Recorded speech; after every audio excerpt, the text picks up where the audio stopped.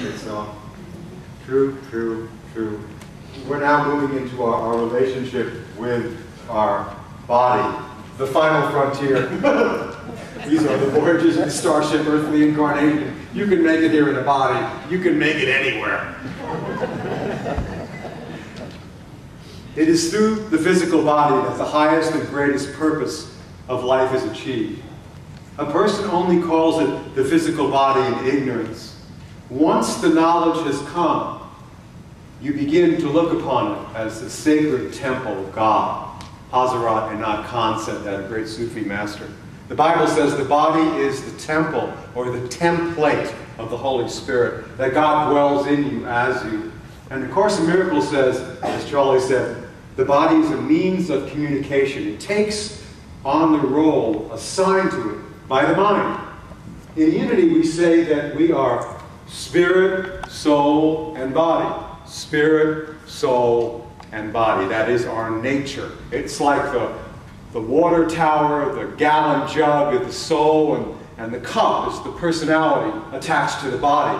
And we're here to align ourselves with spirit, soul, and body so we can allow our cup, as the Bible says, to runneth over with loving kindness and compassion, so we can serve that to others. We are spiritual beings living in a spiritual universe, governed by spiritual law, temporarily hanging out in a physical body. It's an amazing mechanism, this physical body. As I speak, it's doing 1,000 different tasks that I'm not even aware of. It's digesting food. It's beating my heart. Things are passing through livers and kidneys, and all kinds of saliva and thoughts go on. And I'm not even aware of most of all this activity. It goes on all by itself. Aren't you glad? The body just takes care of a whole bunch of stuff. Could you imagine if we had to orchestrate and control all the things the body does? It's amazing. It is a vehicle for transformation and awakening. And it can also be a tremendous hindrance to awakening to being spirit, soul, and body. The body can take us over at any one point and confuse us to what's really going on, particularly when we get glued or addicted to a certain particular part or piece of what the body is at any one moment or is not doing.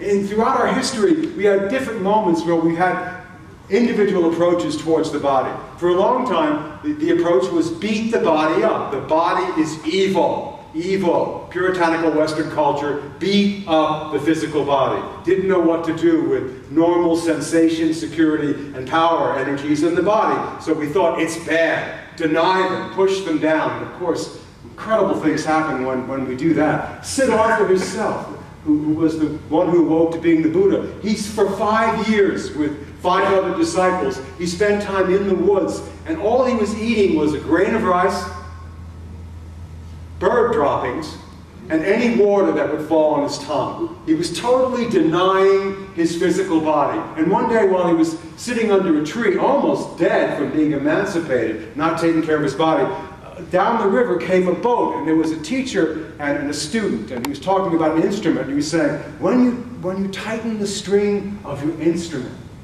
not too tight, or it'll snap. Not too loose, or you'll make no sound.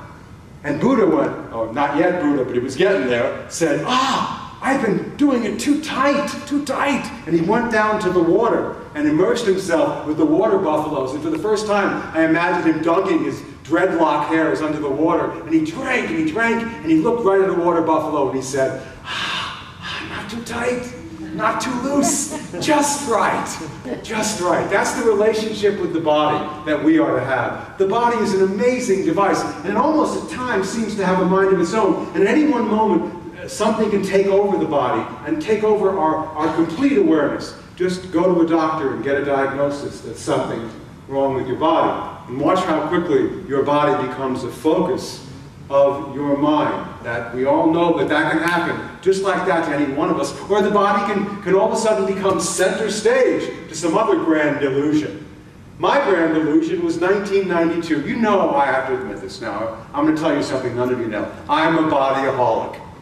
Duh. One image which would leave me, and I'm a bodyaholic. I love to work out and go to the gym. So in 1992, when I was at my church in San Luis Obispo, my body took center stage. I came home one day and my daughter Maura was on the phone. My oldest daughter is now 41, which is amazing. She goes, Dad, I sent in a picture of you with no shirt on, flexing in front of the trailer. And the Maury Povich show has called me up, and they want you to be on the hunk hunt. Please don't tell Mom, she won't let you go.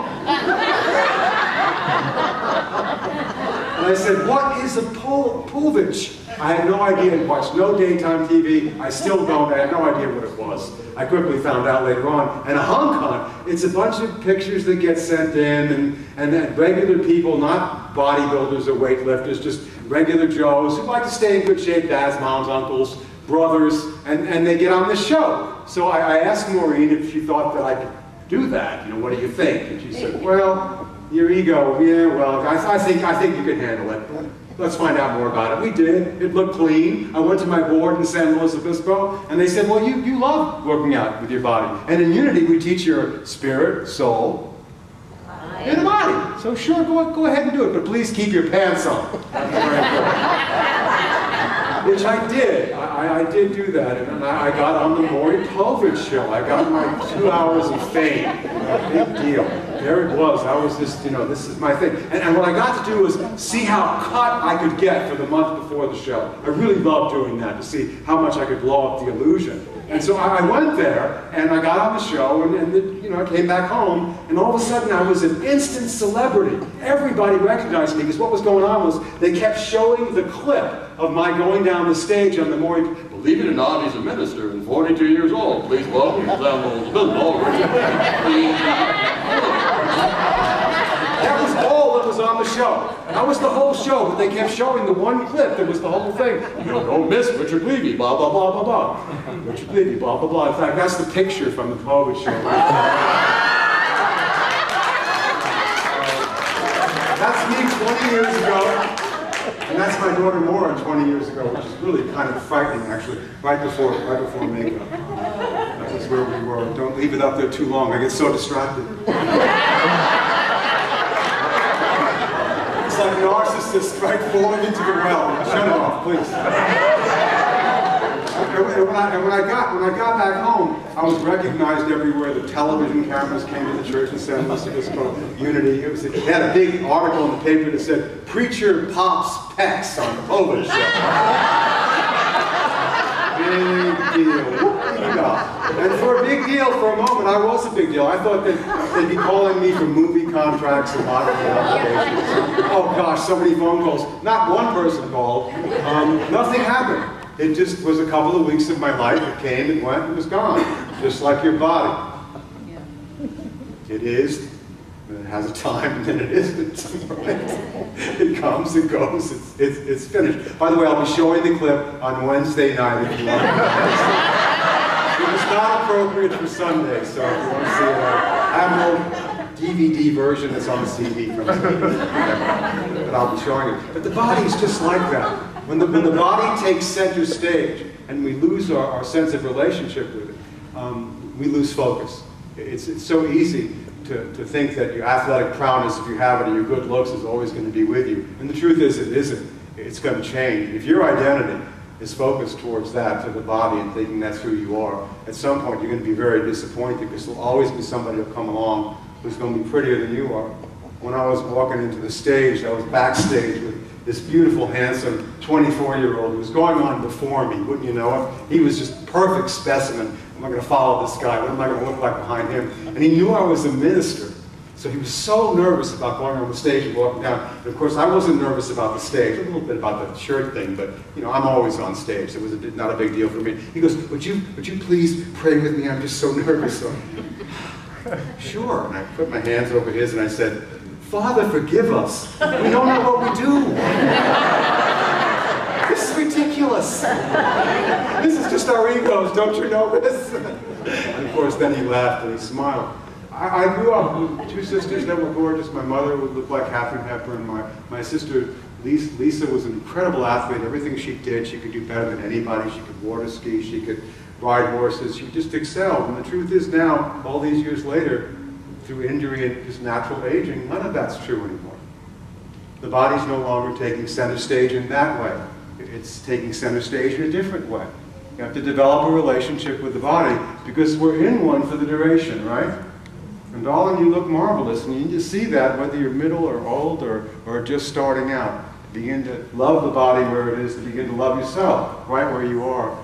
I had some wake-up calls to my body and my relationship with it and how quickly it could change when I was very, very young. At 9 years old, I was riding my bicycle with my sister Debbie on the bar in the middle, and we went out the driveway, and there was ice on the street, and the bike fell over, and I put my left leg out to stop us from falling over, and literally my leg wrapped around my back, and it snapped, popped, broke my leg, very close to my hip. It was a very bad break. I can, even just saying it, I can remember what that snap felt like. It snapped, just like whoop, and all of a sudden my foot was over here with this leg. And I spent the next 3 weeks in traction like this, with my legs straight out like this, being pulled out this way.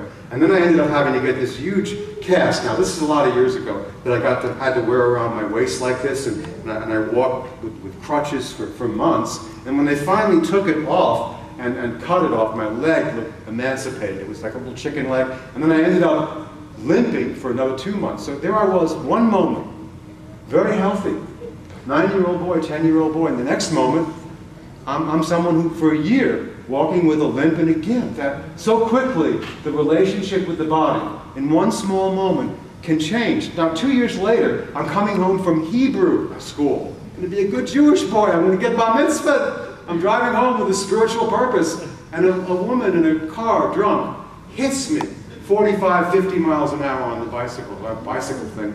I go flying off the bicycle, and my head is, my prefrontal lobe here is dragged across, God wanted to get my attention, dragged across the side of the curb.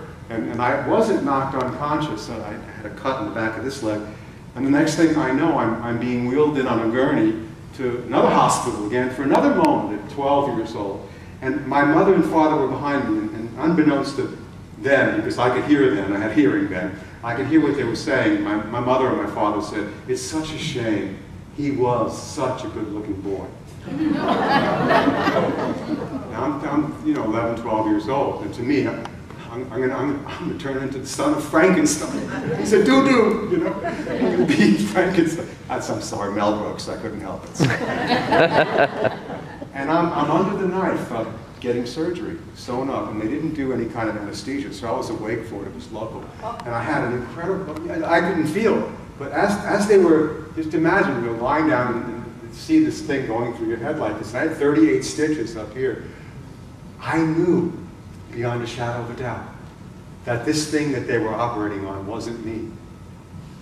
I was the energy inside that body, but I was not that body. And then I had this glimpse from the top, looking down, and I went, wow, wow. That was my first really big, I am not this body. I'm in this body, but I am not this body. And then I woke up with a huge turban on and spent the next 4 weeks, 5 weeks watching the turban get smaller and smaller until finally it was but a Band-Aid, the hair had gone back, and it became a badge of distinction, curves, that I had scars, you know. But the body's like that. You never know when your relationship with it is going to change suddenly. When Maureen and I held our 5-year-old daughter, Kristen, in her arms, who had died at the terminal illness at home, we had her at home with us when we were holding her in our arms, saying goodbye to her. She was not in that body. She was not there. She was outside that body. She was more than what any of us could see. We knew that. There was no Kristen in that body, but she was definitely all around us, blessing us through the difficult time that would happen.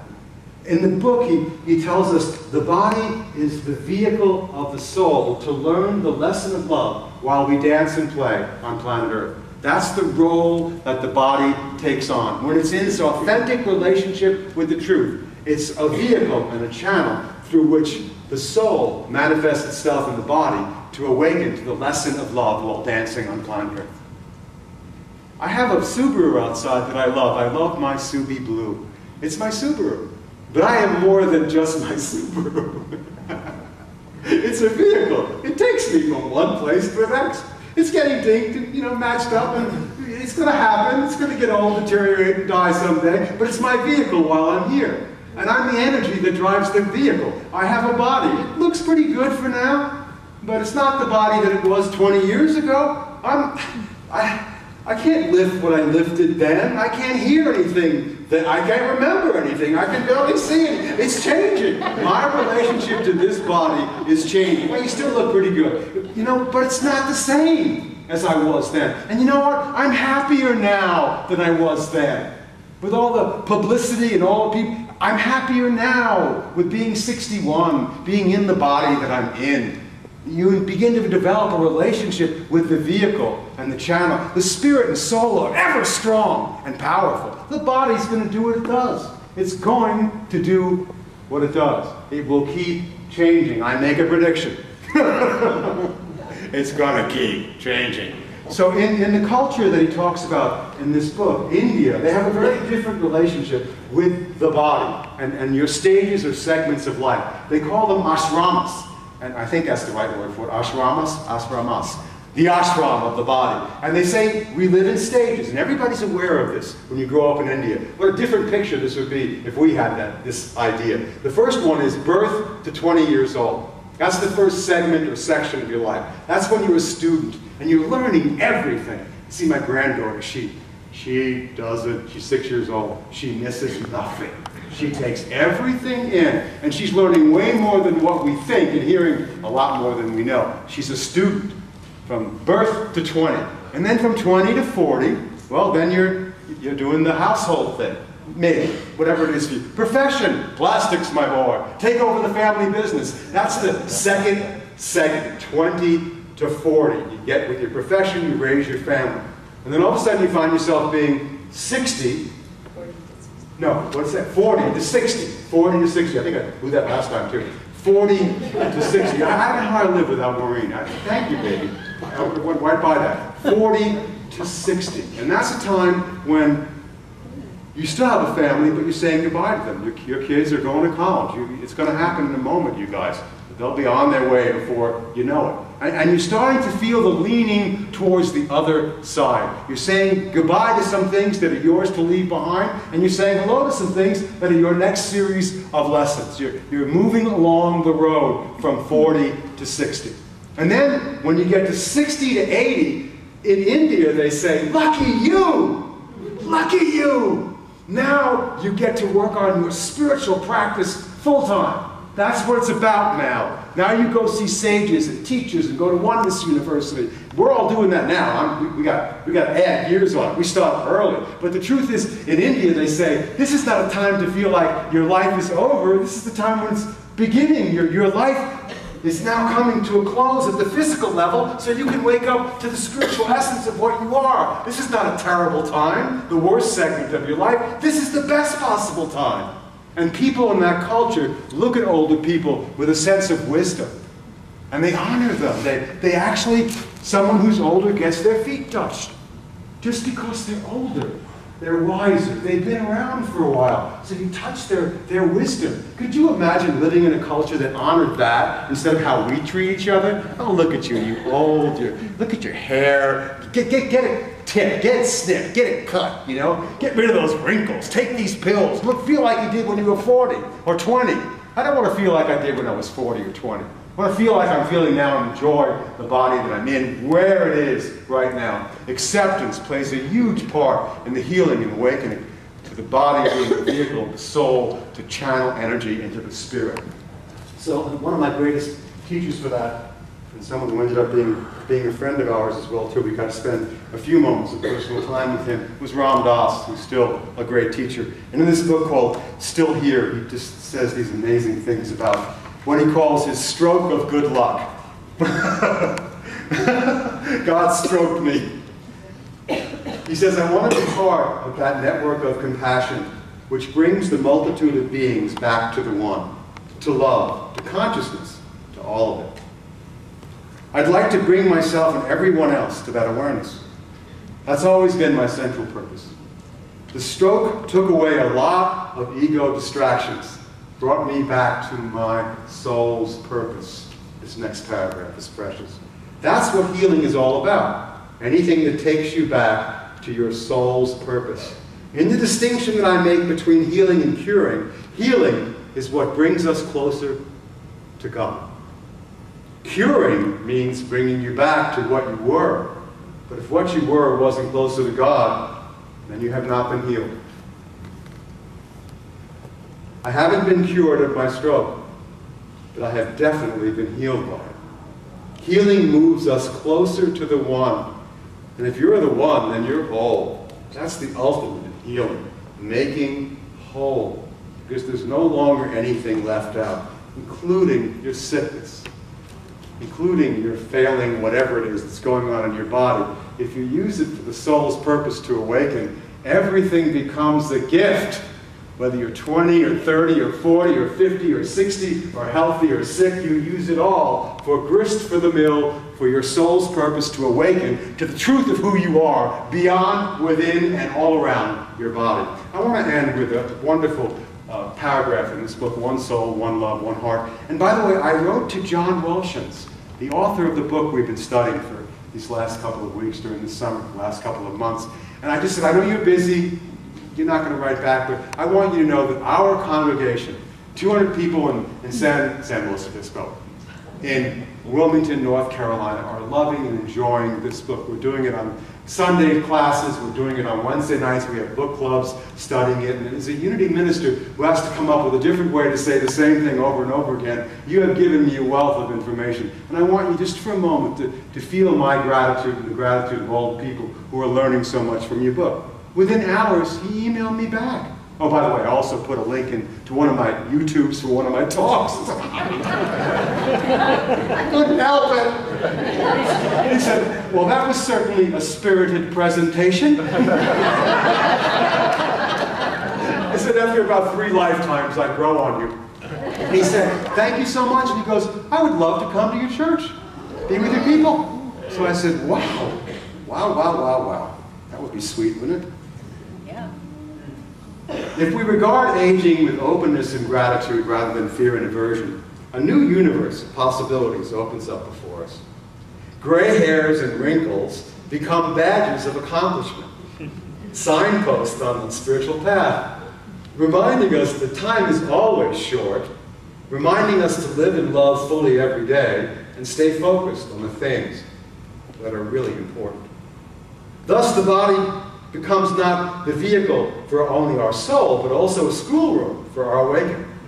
As I love this line, as the skin on a banana peel tells us when the inner fruit is ripe, the shell of our body can tell us when it's time to deepen our spiritual practice. Each change can serve as the culmination of a phase of our soul's education, marking our transition to the next plane, the next phase. Each gray hair can be a bell signaling it's time to move on to the next classroom. Each wrinkle, a report card telling us we've completed another semester. Rather than anxiously seeking to erase the wrinkles, let us aspire to gain more from them, from smiling rather than frowning. Let each gray hair remind us to strive for wisdom rather than the illusions and confusions of youth. Let physical stiffness be a reminder to live in the flexibility and freedom of unlimited consciousness. Birthless, deathless, and changeless, the Spirit abideth forever and ever and ever. I have a body, but I'm more than just my body. I'm more than you can see. When you look at anyone, know they are a spiritual being, focused in a body. And whether they're young or old or in the middle or sick or healthy or happy or sad, they are underneath and aware of within themselves that spiritual essence. And if you can allow yourself to be in alignment with spirit, soul, in a body, then your cup runneth over. And then through the wisdom of these teachings, you can offer somebody else a drink from the waters of everlasting life. Yes, that is what we're here for. And your body in any stage can be the vehicle and the channel for that to happen right now on earth. That's what we need to honor all of our changes as we waken to who we are together. Enjoy your practice. It's never just for you. but for the benefit of all beings everywhere, as we awaken together.